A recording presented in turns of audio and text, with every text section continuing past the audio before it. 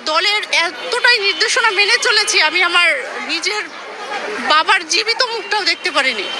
আন্দোলন সেই দিন ছিল তিনটা প্রোগ্রামে অ্যাটেন্ড করতে গিয়ে আমি আমার বাবার জীবিত মুখটা দেখতে পারিনি।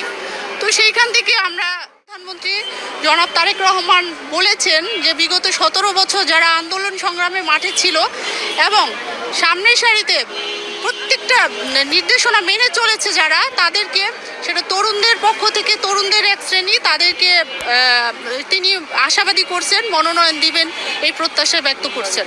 তো সেইখান থেকে আমি অবশ্যই আশাবাদী যে আমি যেহেতু বিগত 17টা বছর আন্দোলন সংগ্রামে ছিলাম, 2021 সালে আমি প্রেস ক্লাব ছাত্রলীগ এবং পুলিশের দ্বারা সংঘর্ষ হয়ে আহত হয়েছি, রক্তাক্ত হয়েছি। সেই সময় জনাব তারেক রহমান নিজে আমার খোঁজখবর নিয়েছেন। 2022 সালে আপনারা দেখছেন, আপনাদের মাধ্যমেই প্রকাশ হয়েছে এটা, দোয়েল চত্বরে ছাত্রলীগ আমাকে কিভাবে মারছে, এবং শুধু মেরেই কিন্তু ক্ষান্ত হয়নি, 10-12 জন ছাত্রলীগ আমাকে উঠিয়ে নিয়ে যাচ্ছিল, তারা আমাকে গুম করে ফেলতেছিল। কিন্তু আল্লাহর অশেষ রহমত, আসলে সেদিন আমি বেঁচে ফিরছি।